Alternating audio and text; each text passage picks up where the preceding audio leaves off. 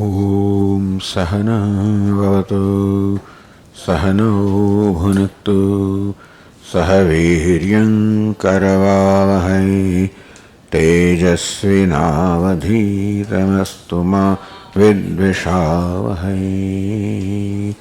ॐ शान्ति शान्ति शान्तिः। ॐ पूर्णमदः पूर्णमिदं पूर्णात् पूर्णमुदच्यते पूर्णस्य पूर्णमादाय पूर्णमेवावशिष्यते। ॐ शान्ति शान्ति शान्तिः। ॐ वाङ्मे मनसि प्रतिष्ठिता मनो मे वाचि प्रतिष्ठितम् आविराविर्म एधि वेदस्य म आणीस्थः श्रुतं मे मा प्रहासेहि अनेनाधीतेन अहोरात्रान् सन्दधामि ऋतं वदिष्यामि सत्यं वदिष्यामि तन्मामवतु तद्वक्तारमवतु अवतु माम् अवतु वक्तारमवतु वक्तारम्। ॐ शान्ति शान्ति शान्ति। श्रुतिस्मृतिपुराणानाम् आलयं करुणालयं नमामि भगवत्पादं शङ्करं लोकशङ्करं शङ्करं शङ्कराचार्यं केशवं बादरायणं सूत्रभाष्यकृतौ वन्दे भगवन्तौ पुनः पुनः। ईश्वरो गुरुरात्मेति मूर्तिभेदविभागिने व्योमवद्व्याप्तदेहाय दक्षिणामूर्तये नमः।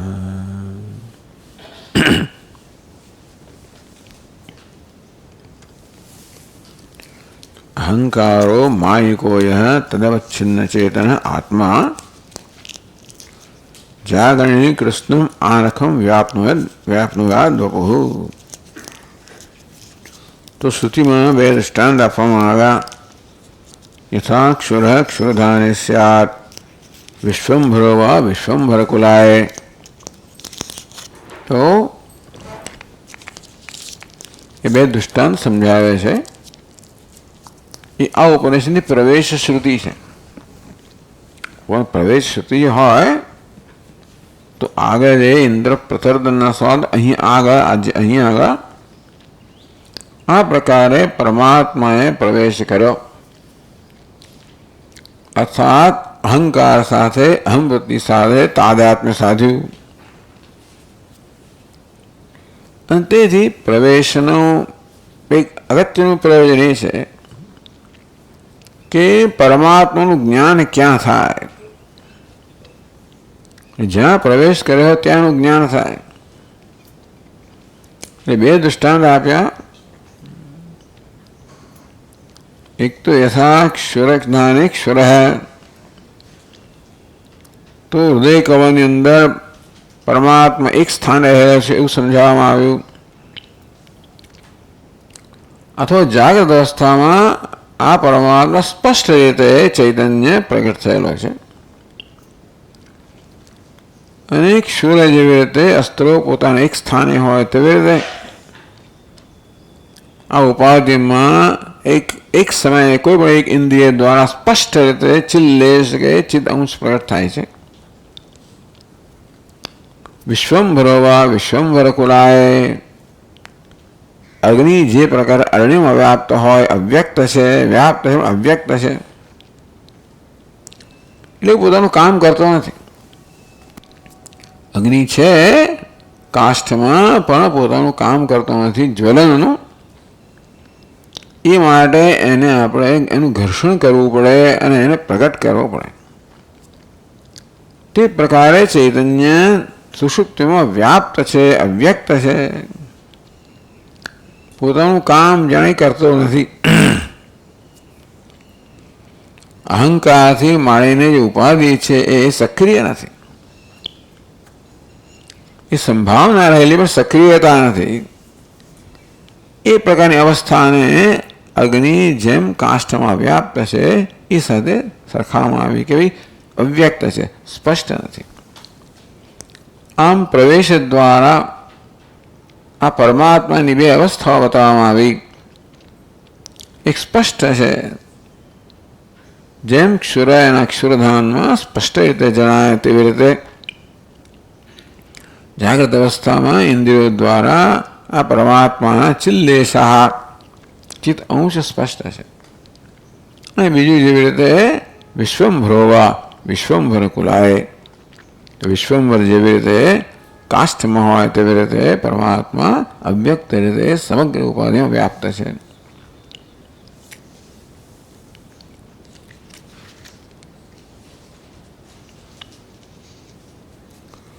તો આ રીતે શા માટે આમ કહેવામાં આવ્યું? પરમાત્માને ક્યાં જાણવાનો, કેવું જાણવાનો?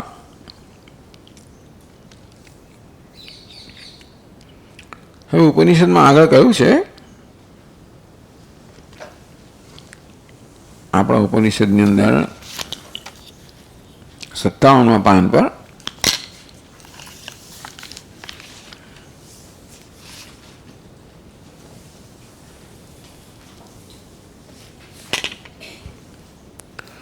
તમેતમ આત્માનમ એતે આત્માનઃ અન્યવસ્યન્તિ યથા શ્રેષ્ઠિનમ સ્વાહા. એક દૃષ્ટાંત. તદ યથા શ્રેષ્ઠી સ્વૈ ભુંક્તે યથા યથાવા સ્વાહા શ્રેષ્ઠિનમ ભુંજન્તિ એવ એષ પ્રજ્ઞાત્મા એતૈ આત્મવિ ભુંક્તે.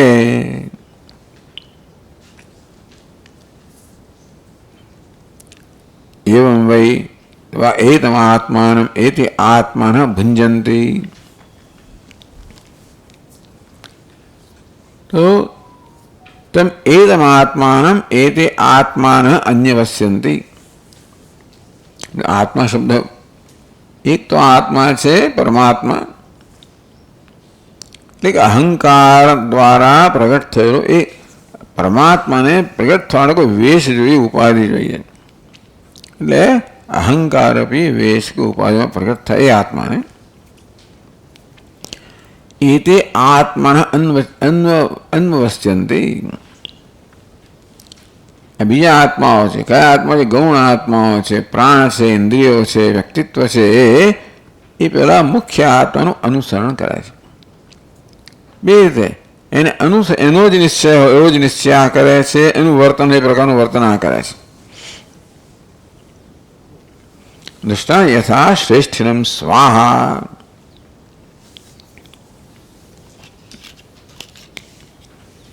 તો તમ આલોમ્ય તસ્ય સ્વામિત્વમ વિવક્ષુઃ. સ્વપ્ન સુષુપ્તિ જાગરણેષુ પ્રાણાન વ્યતિરિક્તમ આત્માનો વિધાય. સૌથી પહેલાં એ કહેવામાં આવ્યું કે સ્વપ્નમાં, જાગ્રતમાં, સ્વપ્નમાં, સુષુપ્તિ દ્વારા બતાવવામાં આવ્યું કે આત્મા પ્રાણ કરતાં અન્ય છે. તથે ચ સર્વસ્મિન શરીરે હૃદયે ચ સામાન્ય વિશેષાભ્યામ વ્યાપ્તિમ છે. અને વળી આગળ કહેવામાં આવ્યું કે આત્મા ચૈતન્ય સામાન્ય રીતે સર્વ શરીરમાં વ્યાપ્ત છે, વિશેષ રીતે હૃદયમાં અથવા તો ઇન્દ્રિયોમાં પ્રગટ થાય છે. એ પ્રકારે આત્માની અવસ્થિતિ દેખાડવામાં આવી. ઇદાનીમ તસ્યૈવ સ્વામિત્વમ વિવક્ષુઃ. હવે ઉપનિષદ કહેવાય આત્મા સ્વામી છે, બધાનો માલિક છે. તો આત્મા કેવું સ્વામી છે, માલિક છે, એ કહેવાની ઈચ્છાથી દૃષ્ટાંત પુરસ્સર દૃષ્ટાંત પુરસ્સર દૃષ્ટાંત દ્વારા આપણને સમજાવે છે કે આત્મા કેવી રીતે સ્વામી છે. તમે તમારા આત્માનમ એ તે આત્માના અન્વવસ્યંતિ.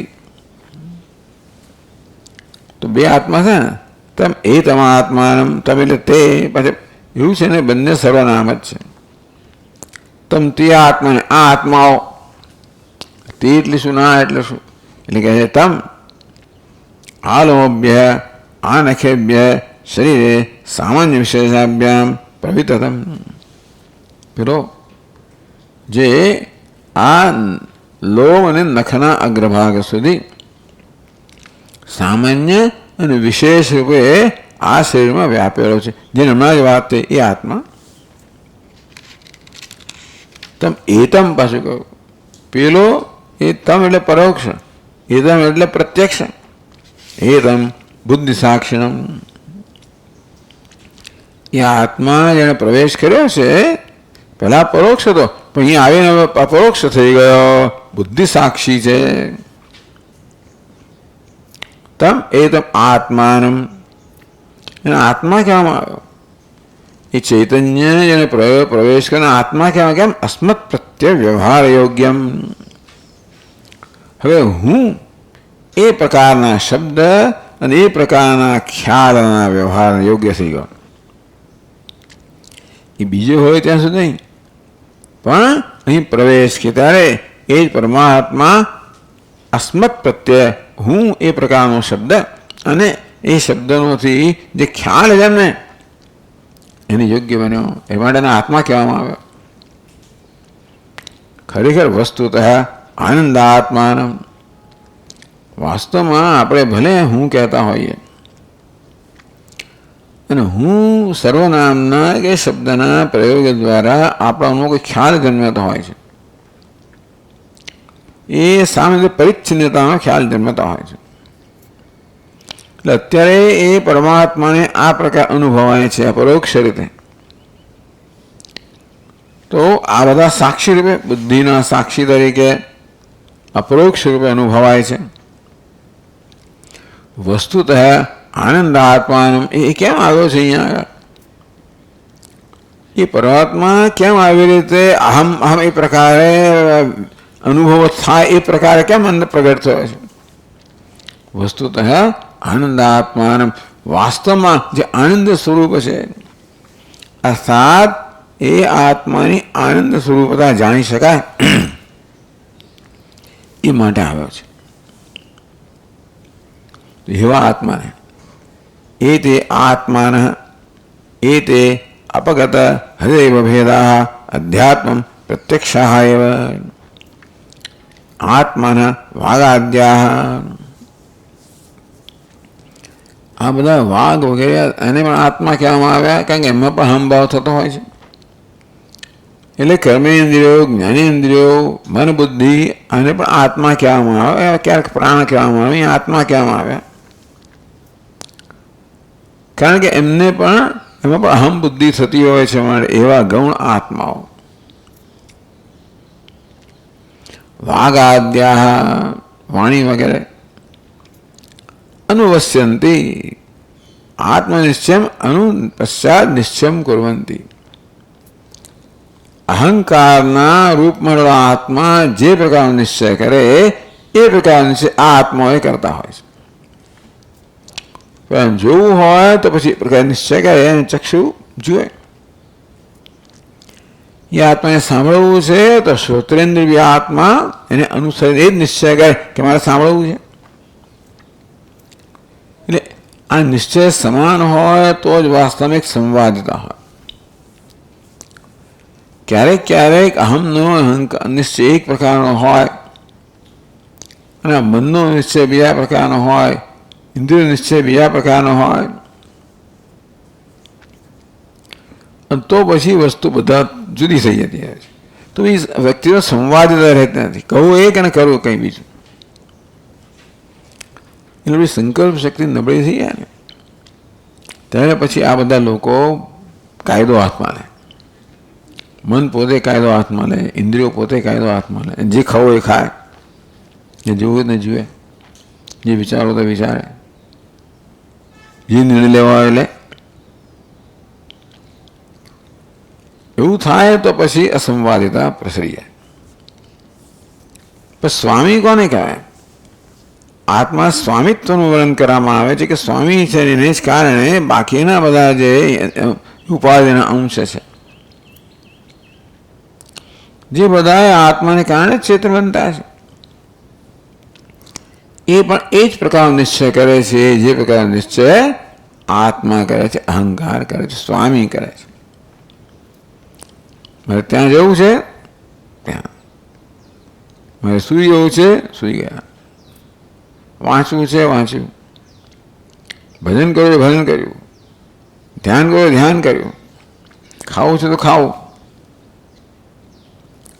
આ પ્રકારે આ વ્યવહાર આ ઉપાધિમાં ચાલતો હોય છે. તો દૃષ્ટાંતમાં કેવી રીતે આત્મા સ્વામી છે એ સમજાવવા દૃષ્ટાંત આપ્યું. યથા શ્રેષ્ઠિનમ સ્વાહા. સ્વ એટલે પોતાના, એટલે પોતાના માણસો કહે છે. યથા દૃષ્ટાંતમાં શ્રેષ્ઠિનમ શ્રેષ્ઠી, ધનિકને શ્રેષ્ઠી કહેવામાં આવે. શ્રેષ્ઠત્વમ પ્રધાનત્વમ તો શ્રેષ્ઠત્વ અસ્ય અસ્તિ ઇતિ શ્રેષ્ઠી. જે શ્રેષ્ઠતા ધરાવનારે છે શ્રેષ્ઠિન,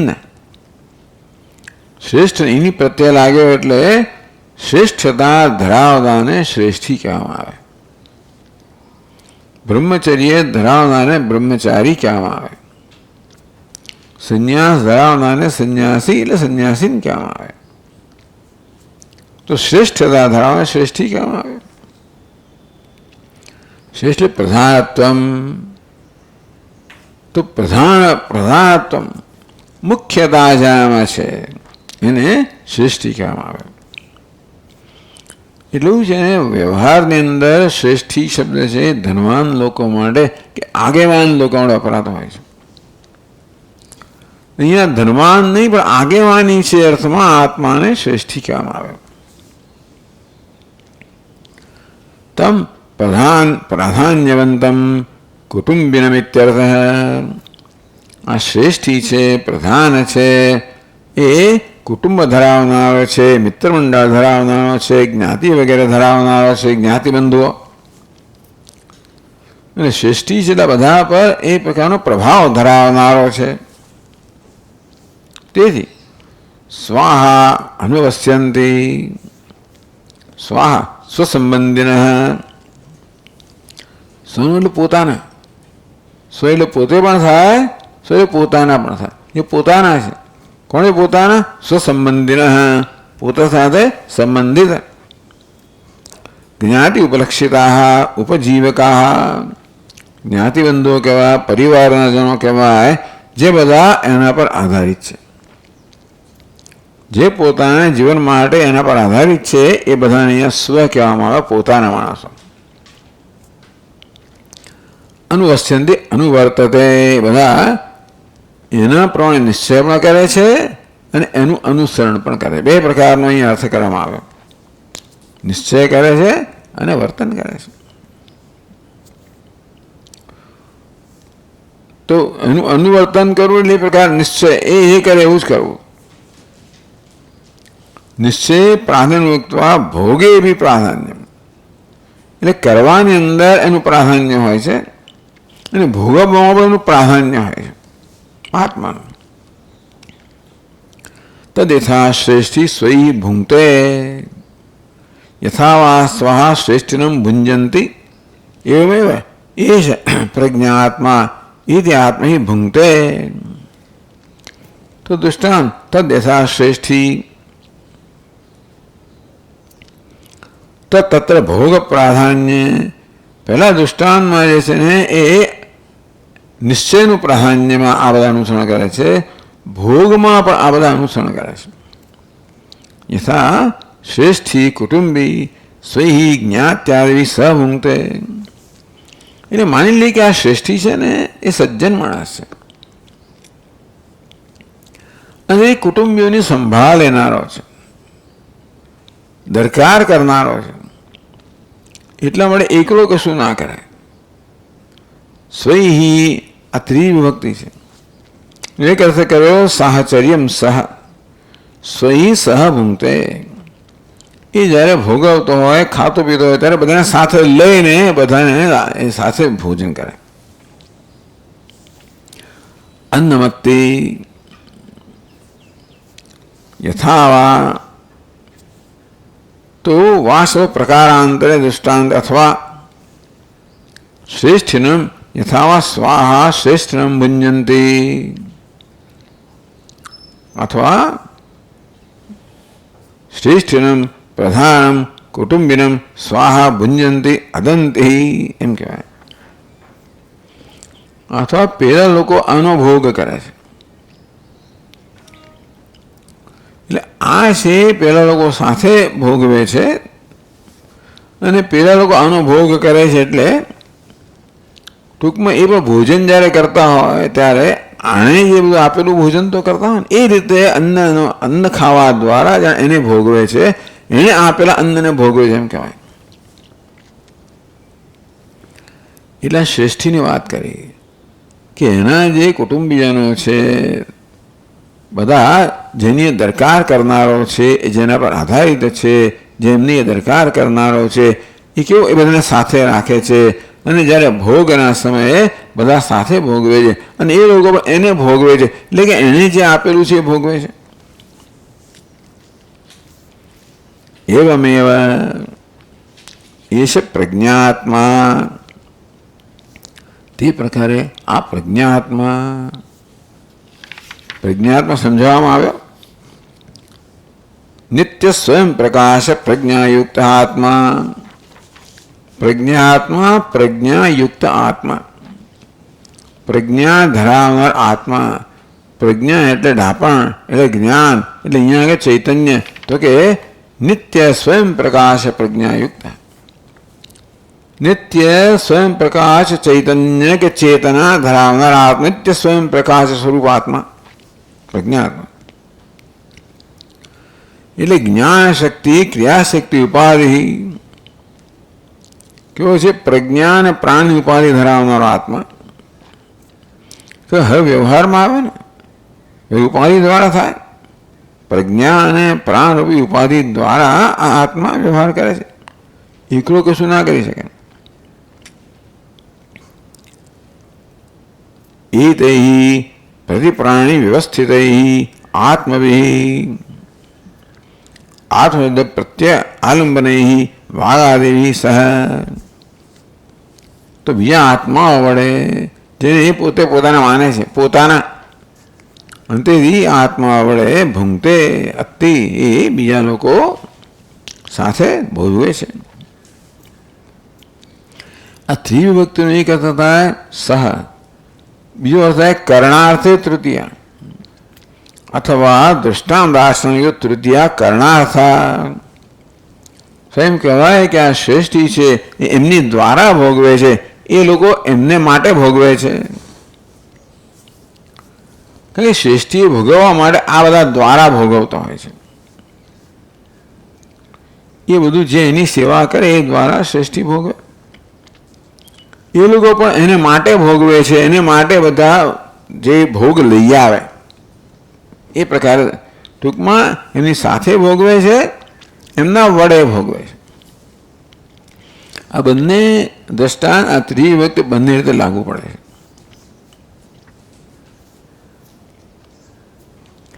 નહીં નિર્મનુષ્ય કુટુંબીનો દ્રવ્ય ભોગ, ટૂંકમાં એમની સાથે ભોગવે છે, કારણ કે એમના વગર ભોગ શક્ય નથી. એમના દ્વારા ભોગવે પણ એ પણ એમના દ્વારા ભોગ સિવાય શક્ય નથી. એટલા માટે શ્રેષ્ઠી સાથે એના કુટુંબી આવી ગયા બંને રીતે.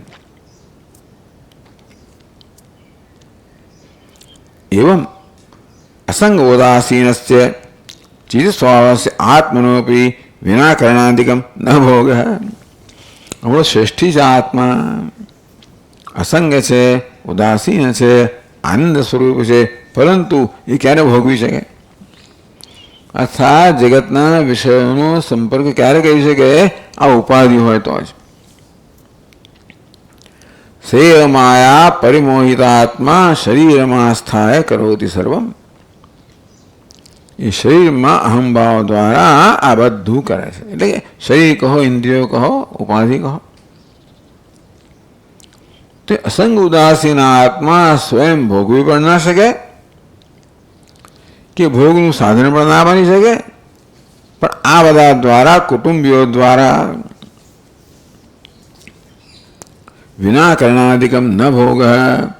ટૂંકમાં સુષુપ્તિમાં આ કોઈ જાગૃત નથી, ત્યારે કોઈ ભોગ નથી.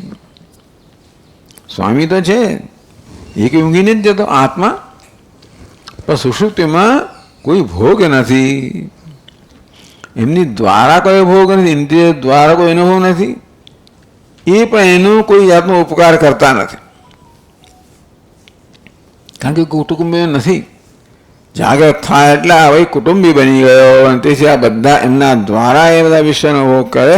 એ પણ એનું ભોગ કરે અથવા એને માટે ભોગ કરે. એટલે ઇન્દ્રિયો જે બધા વિષયોનું જ્ઞાન લાવે કે પોતાનું ના લાવે, એ તો સ્વામી માટે જ લાવે. હવે એનો અનુકૂળ હોય તો અનુકૂળ લાવે, તો પ્રતિકૂળ એ પણ લાવે. તો એ એટલે ટૂંકમાં એમનો નિશ્ચય અને અનુકૂળ હોય, એ પ્રકારનું વાતાવરણ હોય કે ભાઈ એ બધા નિશ્ચય અનુકૂળ, તો ભાઈ એને ગમે એ બધી વસ્તુ લઈ આવે,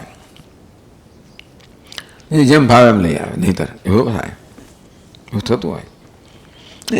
ટૂંકમાં નિશ્ચયની અનુકૂળતા કે પ્રતિકૂળતા કે જે હોય તે, અને વર્તનની અનુકૂળતા પ્રતિકૂળતા વગેરે.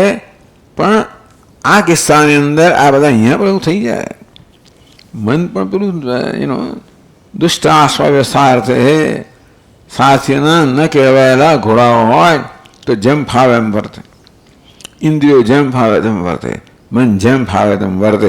અરાજકતા વ્યાપી જાય, એવું થાય. હોઈ શકે કે દીકરો આ કરતા હોય, તે કરતા હોય, બાપ પેલો કરતો હોય, અને ભલે બાપે ધ્યાન ના રાખ્યો, પછી એ લોકો ધ્યાન ના રાખે, એવું બનતું હોય છે.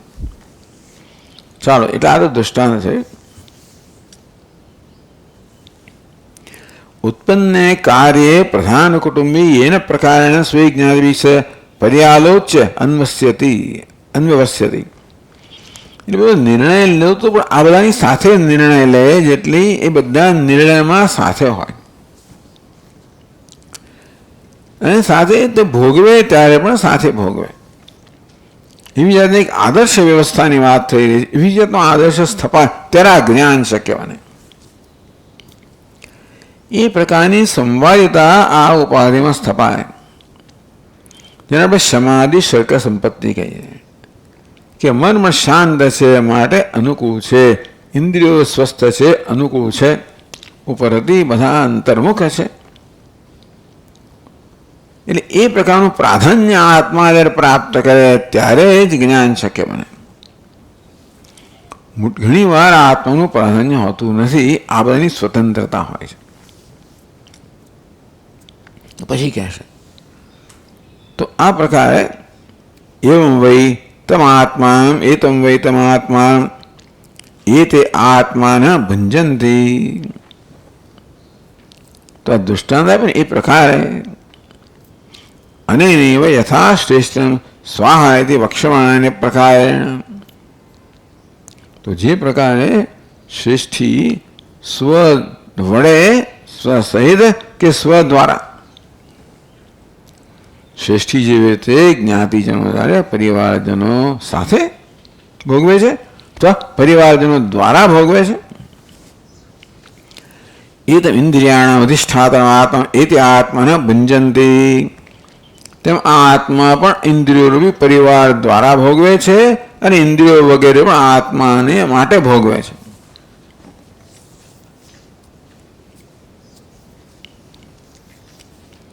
ચાલો, એટલે આ પ્રકારનું એક દૃષ્ટાંત આપવામાં આવે.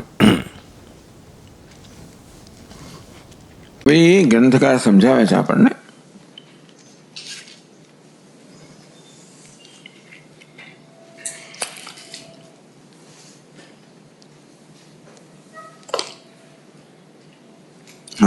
તમારા 60મા શ્લોકમાં છે, બીજી પંક્તિ, 356 બાંધ પર. સર્વેપી કરણાત્માનઃ કર્તાત્માનમિમં સદા અનુસૃત્યૈવ તિષ્ઠન્તિ શ્રેષ્ઠિનમ સ્વજના ઇવ.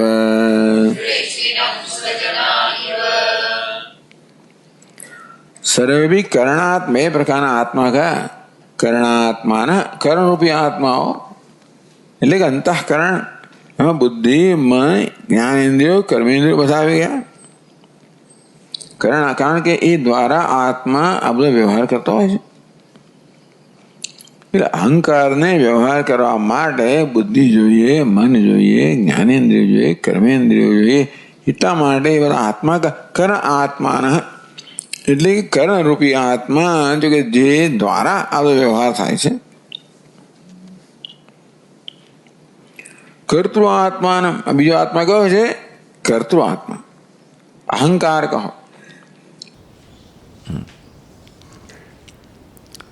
તો કર્તૃ આત્મા, કર્તૃ ભોક્તૃ, કરતા ભોગતા આત્મા. કયો આત્મા? બીજું પક્ષી. અનસ્નન્ય, એ જે કરતા ભોગતા બન્યો.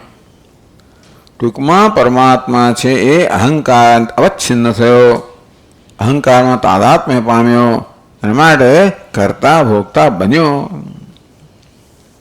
તો એ કરતા ભોગતા આત્મા જ અહંકાર છે, એટલે અહંકારનું સ્વરૂપ છે.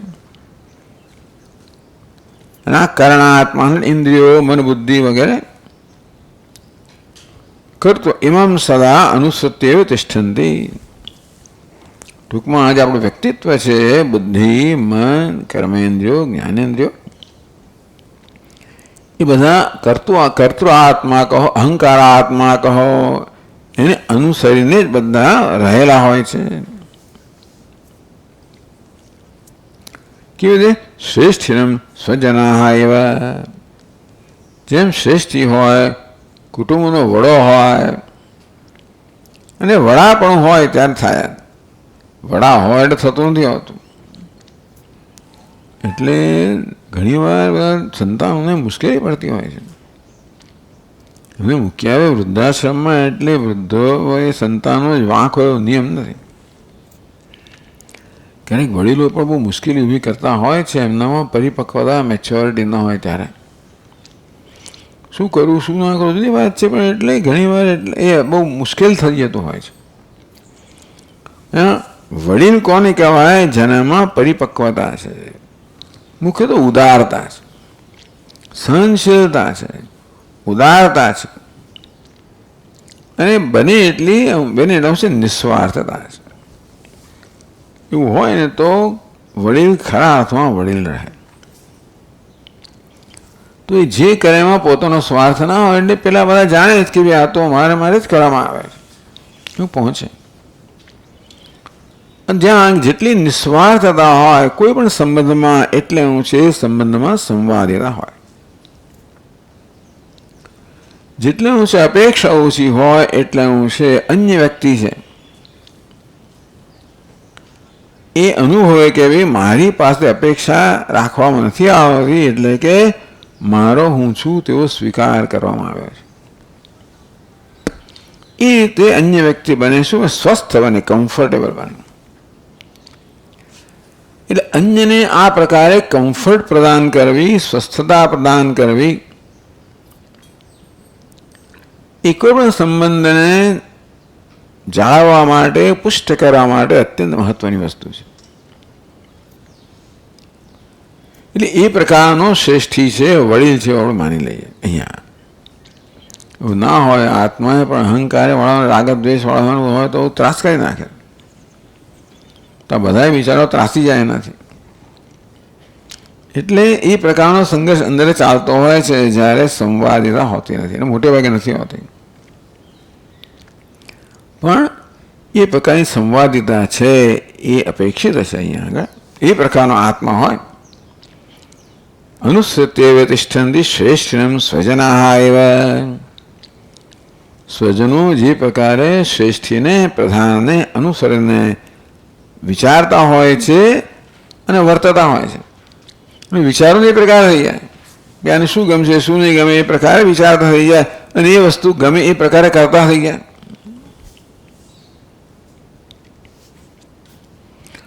તો શ્રી દૃષ્ટાંત ઉપાય દાષ્ટાંત ગયા. દૃષ્ટાંત બતાવ્યા પછી દાષ્ટાંત આત્માના સંદર્ભમાં યોજે છે. પુત્ર મિત્રાદિ વિસ્વીય સાર્ધમ શ્રેષ્ઠી ધની સદા ભુંક્તે તે પિતદિષ્ટાર્થમ કુર્વંતો ભોજયંતિ તમ.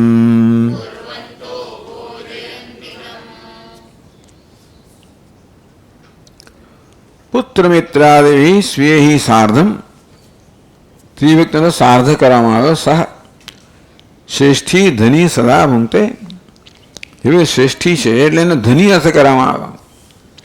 શ્રેષ્ઠી શ્રેષ્ઠતા ધરાવનાર, પ્રાધાન્ય ધરાવનાર એટલે ધનવાન મનુષ્ય. સદા પુત્ર એટલે સ્વહી, સ્વનો અર્થ કરવામાં આવ્યો. પુત્ર મિત્રાદેવી પોતાના એટલે પુત્ર મિત્રાદેવી, પુત્ર મિત્રો વગેરે સાથે જે બીજા હોય તે. સ્વીયહી સાર્ધમ શ્રેષ્ઠી ધની સદા ભૂંગતે,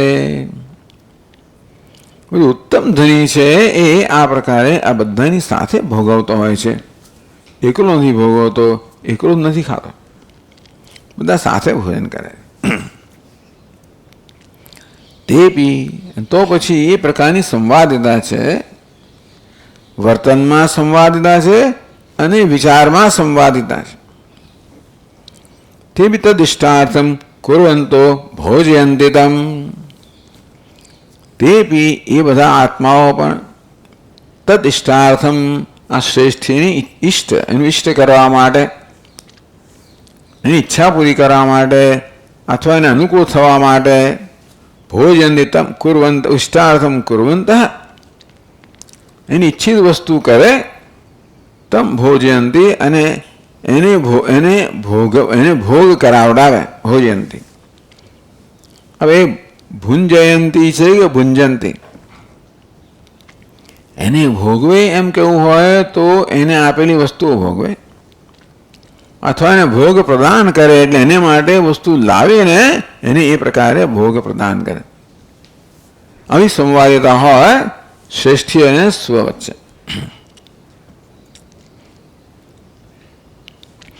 હજી આ દૃષ્ટાંત છે તો પછી દાર્ષ્ટાંતિકમાં જોઈએ છે. એવં જીવસ્વકીયાક્ષૈ સાર્ધમ શબ્દાદિકાન સદા ભુંક્તે ક્ષાણી ચ શબ્દાદીન ગૃહ્ણન્તિ સ્વામી તુષ્ટયે.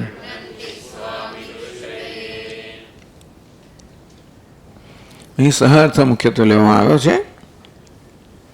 એવમ જીવ, તેવી રીતે શ્રેષ્ઠી કહો, સ્વામી કહો, અહીંયા જીવાત્મા કહો, અહંકાર કહો. સ્વકીય અક્ષય સાર્ધમ, સ્વકીય પોતાની અક્ષય ઇન્દ્રિયો એટલે કર્ણો, સાર્ધમ સાથે શબ્દાદિકાન સદા ભૂંગતે, બંને આવી ગયો.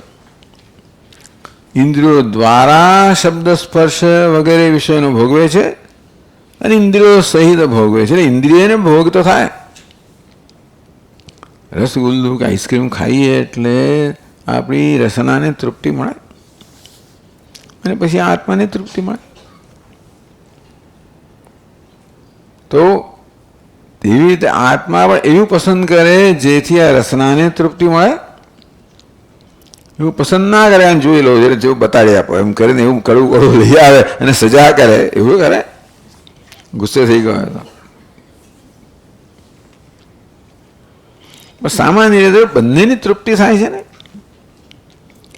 ઇન્દ્રિયો પણ સારો શબ્દ સ્પર્શ રૂપ રસ ગંધ અનુભવીને લોકો પણ તૃપ્તિ પામે, મન તૃપ્તિ પામે અને અહંકાર તૃપ્તિ પામે, સાથે તૃપ્તિ પામે છે. સાથે સાથે એ દ્વારા તૃપ્તિ પામે છે. આ દ્વારા અહંકાર પોતાના ઈચ્છિત વિષયો છે એનો અનુભવીને તૃપ્તિ પામે છે.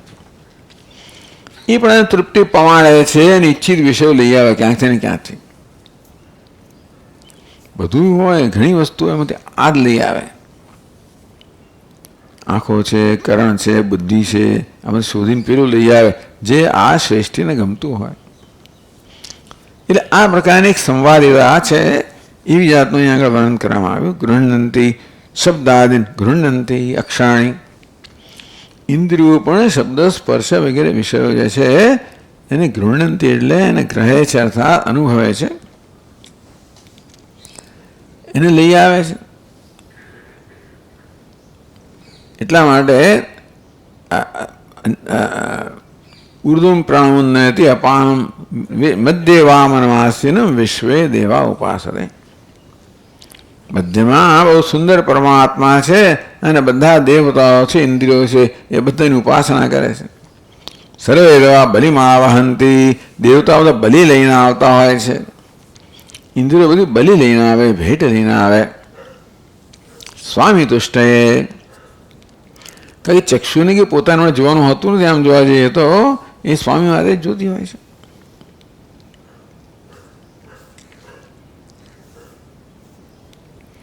એવં પ્રશ્ન પ્રતિવચનાભ્યામ નિષ્પન્નમ અર્થમ દર્શયતી. એ પ્રકારે પ્રશ્ન પ્રતિવચનાભ્યામ, પ્રશ્ન ઉત્તરના માધ્યમથી નિષ્પન્ન અર્થમ દર્શયતી. નિષ્પન્ન અર્થ છે એ નિશ્ચય કરવામાં આવ્યો, નિષ્કર્ષ જે કરવામાં આવ્યો. આ બધા દૃષ્ટાંત દાર્ષ્ટાંતમાંથી એ આપણે શું સમજવા આવવાનું છે એ અર્થમ દર્શાયતી. ગ્રંથકાર આપણને એ અર્થ જે દર્શાવે છે એ અર્થ કહો, નિશ્ચય કહો, સમજ કહો, એ સમજ આપણે દર્શાવે છે, પ્રાપ્ત કરાવે છે. યત્ર તિષ્ઠતિ ભોક્તા સૌ સુપ્તૌ જાગરણે પુનઃ યસ્માદુદેતિ સોદ્વૈતઃ પરમાત્મેતિ બુધ્યતામ.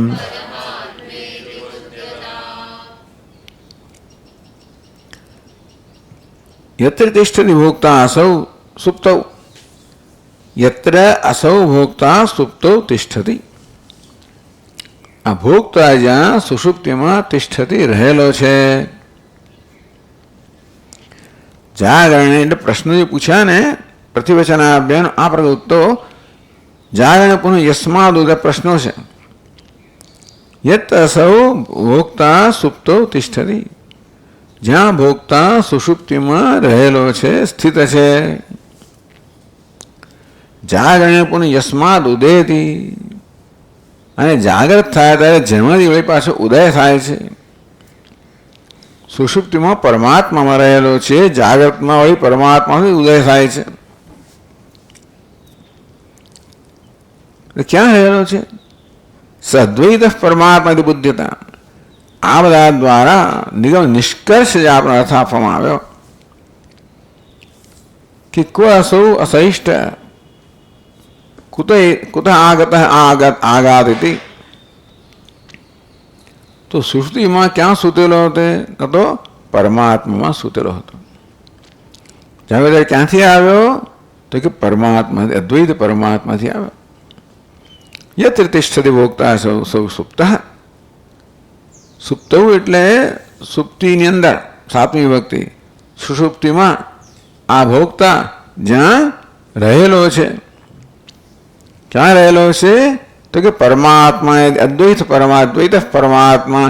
એટલે સુષુપ્તિનો બહુ એનું અહીંયા આગળ વિશ્લેષણ મહત્વનું બન્યું. સુષુપ્તિ એ નિર્વિકલ્પ અવસ્થા છે, કોઈ વિકલ્પ નથી. ભોગતા ભોગ્ય પ્રકારનો વિકલ્પ નથી. ત્યાં અદ્વૈતનો અનુભવ છે, ત્યાં અદ્વૈત છે. એટલે સુષુપ્તિમાં અદ્વિતીયતા છે એ તો સ્પષ્ટ થઈ ગયું. અંતે અદ્વૈત પરમાત્મા. સુષુપ્તિમાં આ જીવાત્મા ક્યાં સૂતો હતો, ક્યાં જઈને અટક્યો, ક્યાં જઈને રહ્યો હતો? તો કે અદ્વૈત પરમાત્મામાં. એ બતાવે છે કે અદ્વૈત પરમાત્માનું સ્વરૂપ છે. અને જાગરણે પુનઃ યસ્માદ ઉદયથી. જાગ્યો ત્યારે શેમાંથી ઉઠ્યો? એ અદ્વૈત પરમાત્મામાં જઈને સૂઈ ગયો અને ત્યાંથી ઉઠીને આવ્યો. એટલે એ રીતે કહ્યું કે અદ્વૈત પરમાત્મા આ જીવાત્માનું ભોગતાનું સ્વરૂપ છે. બે પક્ષીઓ હતા ને, તો અન્ય પીપલમ સ્વાદવતી. એક જીવાત્મા પક્ષી છે, એ ભિન્ન ભિન્ન પ્રકારના કર્મફળનો ઉપભોગ કરે છે. કેવો છે? ભોગતા છે, કરતા છે. અનસ્ન અન્ય અભિચાકશીતિ, બીજો ભોગવ્યા વગર અભોગતા છે. અભિચાકશીતિ, પ્રકાશ, માત્ર પ્રકાશ રહ્યો છે. એનું વાસ્તવિક સ્વરૂપ છે. અનુભવાતું સ્વરૂપ છે ભોગતા, અને વાસ્તવિક સ્વરૂપ કેવું છે? સ્વયં પ્રકાશ, અભોગતા. તો જે આપણે અનુભવી રહ્યા છીએ દ્વારા જે વાસ્તવિકતાનો એનો ઉપદેશ કરવા માટે આખું વસ્તુ કહેવામાં આવે, પ્રયોગ કરવામાં આવે અને પ્રશ્નો પૂછવામાં આવે. એમાંથી આ નિષ્કર્ષ નીકળ્યો કે સુષુપ્તિમાં આ ભોગતા જ્યાં જઈને સૂઈ જાય છે. કયો ભોગતા? તો અન્ય પીપલમ સ્વાદવત, એક પક્ષી, ભોગતા પક્ષી, એ સુષુપ્તિમાં જ્યાં જઈને સૂઈ જાય છે ને જાગે ત્યારે સફળ ઉઠી ગયો, જ્યાંથી ઉઠ્યો. સ અદ્વૈત પરમાત્માથી બુદ્ધતામ, એ અદ્વૈત પરમાત્મા છે એ પ્રકારે બુદ્ધતામ જાણવું જોઈએ.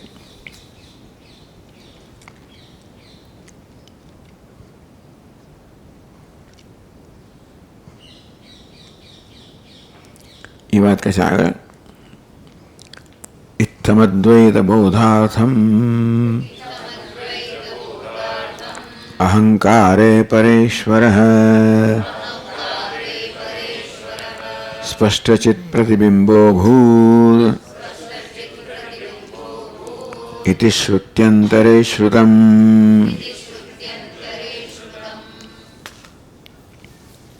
ઇત્થમ, આ પ્રકારે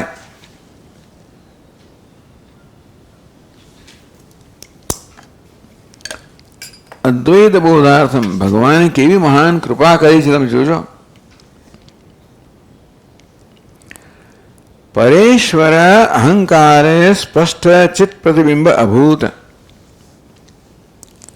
પરેશ્વર જે પરમ ઈશ્વર છે, પરમાત્મા છે, અદ્વૈત પરમાત્મા છે, જે પૂર્ણ છે, આનંદ સ્વરૂપ પરમાત્મા છે, જે પરમ બ્રહ્મ છે.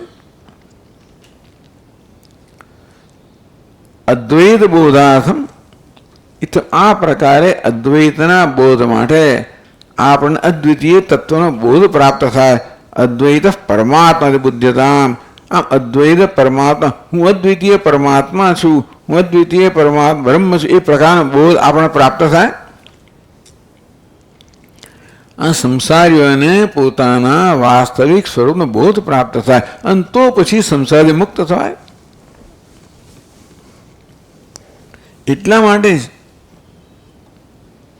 એણે પ્રવેશ કર્યો. આ પ્રવેશ શ્રુતિનું પ્રયોજન આ એક કહેવામાં આવ્યું. તૈત્રીય ઉપનિષદ કહ્યું ભાઈ કે એણે પ્રવેશ કર્યો, ગુહામાં પ્રવેશ કર્યો જ્યાં જાણી શકાય. પણ અહીંયા પ્રવેશનો શું અર્થ કરવામાં આવ્યો? જાણી શકાય.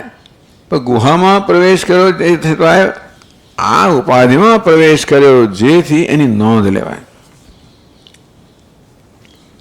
અહીંથી બહુ સરસ સમજાવ્યું કે આખી એમણે ઉપાધિ રચી.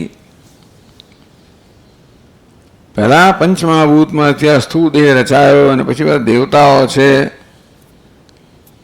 એ દેવતાઓને પોતાનું સ્થાન પ્રદાન કરવામાં આવ્યું. સૂર્ય દેવતા અંશ વડે ચક્ષુમાં, અગ્નિ દેવતા વાણીમાં વગેરે. પછી કે એમનું ભૂખ ખાવાનું આપો ભાઈ તમે. ખોરાક રચવામાં આવ્યો, પોતે તે વિષયો રચવામાં આવ્યા. આ બધી વ્યવસ્થા ઉત્પન્ન થઈ. પછી ભગવાન કહે કે આ બધું જ કરું પણ હું નહીં હોઉં તો આ બધાનો અર્થ શું છે? એટલે આ બધી રચના કરવામાં આવી એને સાર્થક કરવા માટે, એમનું ઉપયોગી બનાવવા માટે, એમનું પ્રયોજન સિદ્ધ કરવા માટે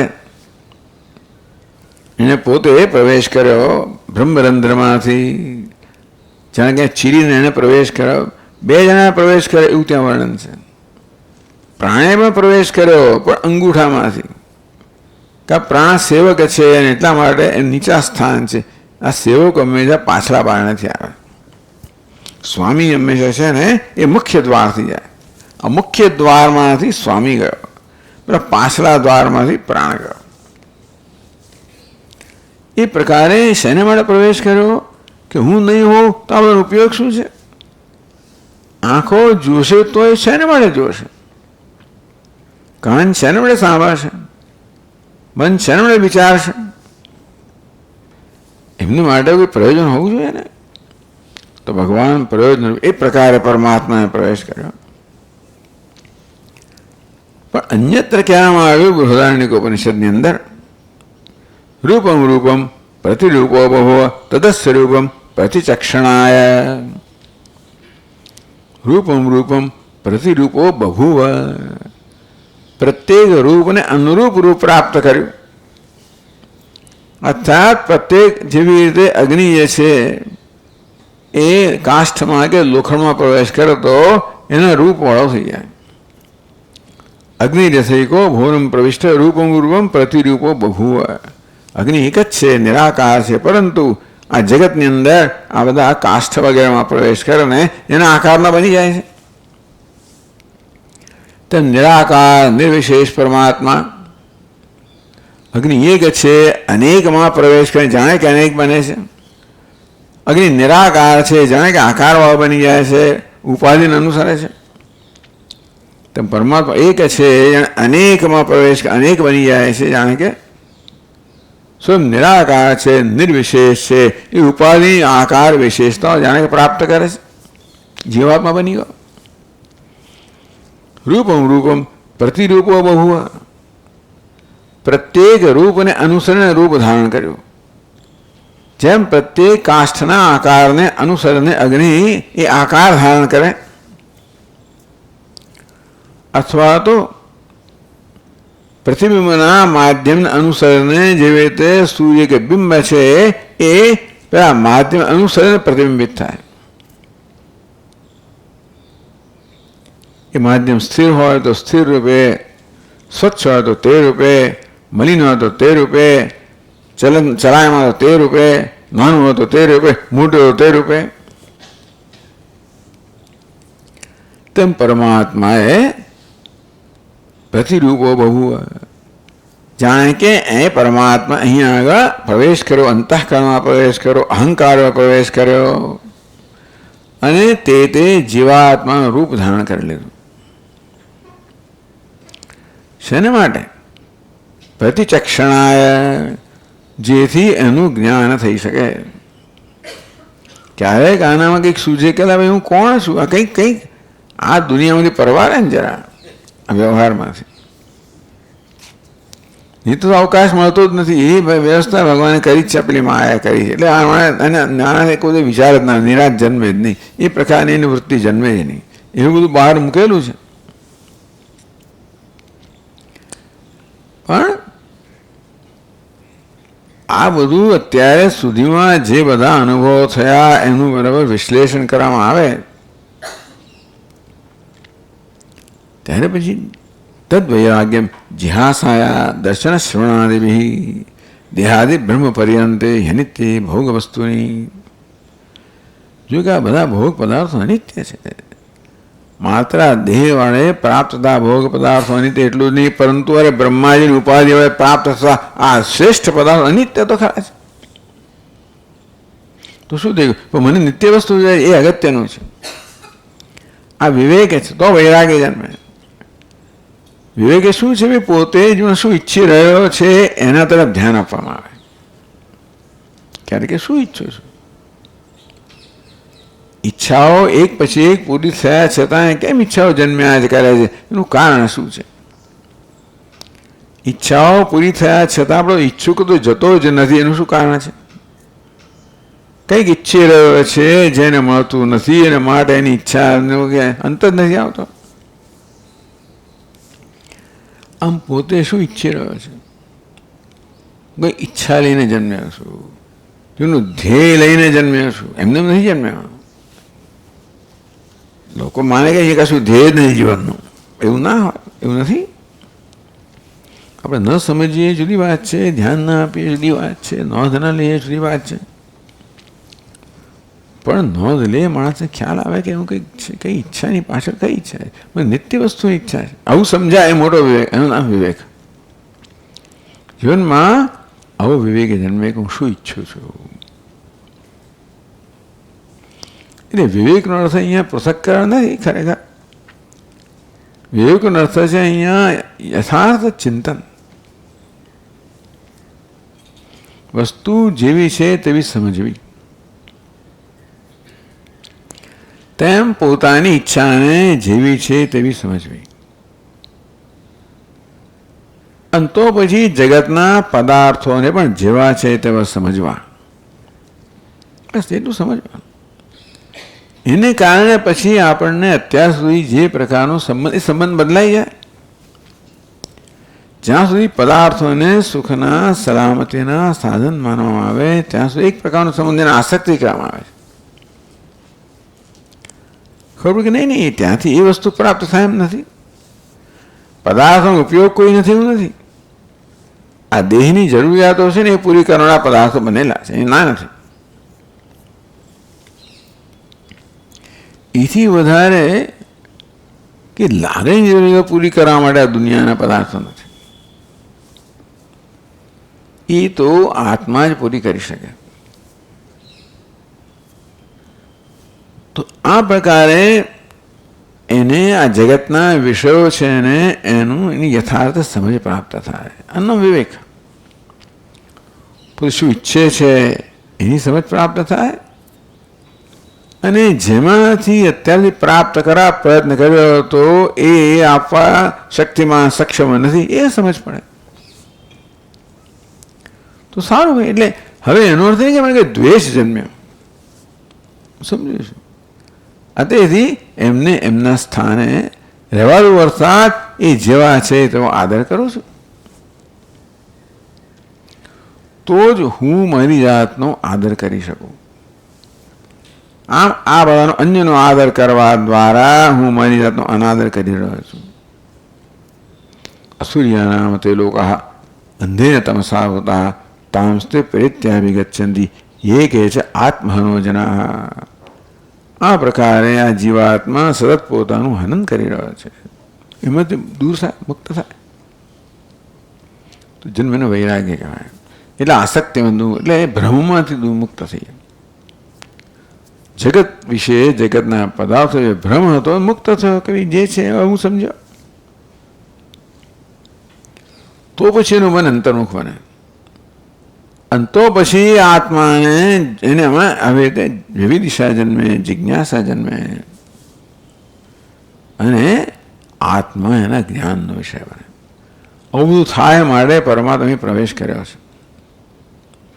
મોટા સ્વામીજી કે શંખ તો વગાડી રહ્યો છે ભગવાન, પણ આપણને સાંભળતા જ નથી. એટલે આપણે તો દૂર નદો અહીં જતા રહીએ છીએ. એટલે ગદાથી જ્યારે ક્યારે એક ટકોરો મારે, જગાડે, અને પછી સમજ તો બરાબર ચક્કરથી બરાબર સજા કરે, અહંકારને ઉચ્છેદ કરે. પણ ભગવાન અનુકૂળ છે આમ જોવા જઈએ તો. પેલો ઘોંઘાટ એટલો બધો હોય ને કે સંભળાતું નથી. પેલા રેડિયોમાં એટલો ઘોંઘાટ કરી નાખે ને પેલા બધા બીજા બધા સ્ટેશનો, સાંભળવું છે ને સાંભળવા ના દે. એ ઘોંઘાટ જરા દૂર થાય તો અંદરનો જે ધ્વનિ છે આપણે સંભળાય ધીમે ધીમે. ઈચ્છાઓનો ઘોંઘાટ દૂર થાય, રાગદ્વેષનો ઘોંઘાટ દૂર થાય, ચિંતાઓનો ઘોંઘાટ દૂર થાય વગેરે. અને તો પછી આપણને ધીમે ધીમે પેલું સંગીત સંભળાતું જાય, અને એ તે કાળે કરીને આત્મા જ્ઞાન નહીં જ્ઞાને પવિત્ર વિદ્યતે તસ્વ યોગ સંસિદ્ધ કાલેન આત્મની વિંદતે. યોગ સંસિદ્ધ એટલે જો ભોગમાંથી યોગમાં પરિવર્તન પામે.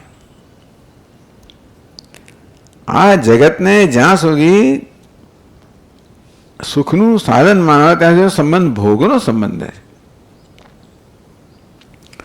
આત્મા સુખનું સાધન છે સમજના તો યોગ જીવન યોગમય થઈ જાય. તત્ સ્વયં યોગ સંસિદ્ધ કાલેન આત્મનિવિંદતે.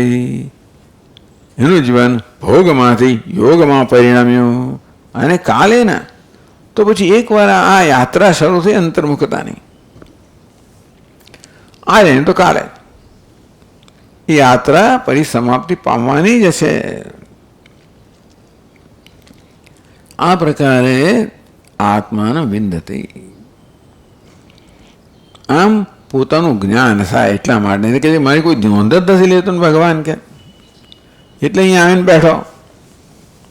તું મારા તરફ જો ભાઈ, ક્યારેક આમાં ટાઈમ મળે, સમય મળે ત્યારે જુએ. તદ સ્વરૂપમ પ્રતિચક્ષણાએ, આ પ્રકારે બૃહદારણ્યકોપનિષદે કહ્યું કે આનું રૂપમ શાનું માટે? પ્રતિચક્ષણાએ, દર્શન માટે, જ્ઞાન માટે અહીંયા પ્રવેશ કર્યો છે. એ વાત કહેવામાં આવી. ઇત્થમ અદ્વૈત બોધાર્થમ, ઇત્થમ આ પ્રકારે અદ્વૈત બોધાર્થમ, અદ્વૈત અદ્વિતીય પરમપૂર્ણ સચ્ચિદાનંદ તત્વના બોધ માટે પરેશ્વર અહંકારે સ્પષ્ટ ચિત્ત પ્રતિબિંબ અભૂત. આ પરમાત્માએ પ્રવેશ કર્યો કહેવાય, અથવા તો અહંકારમાં પ્રતિબિંબિત થયો કહેવાય.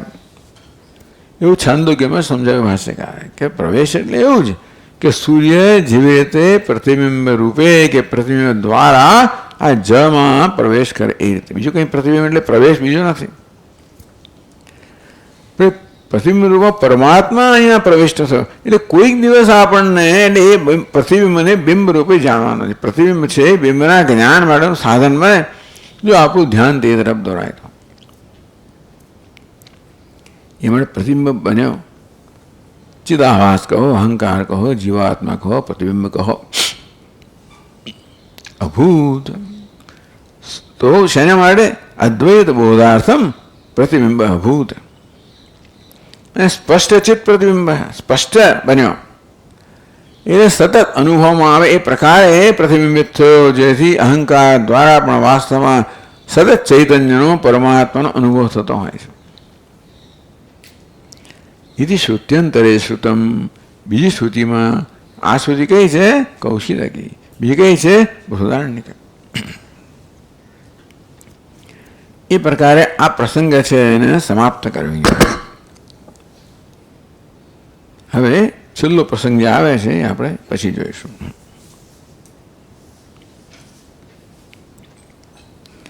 ઓમ પૂર્ણમદ પૂર્ણમિદમ પૂર્ણાત પૂર્ણમુદચ્યતે પૂર્ણસ્ય પૂર્ણમાદ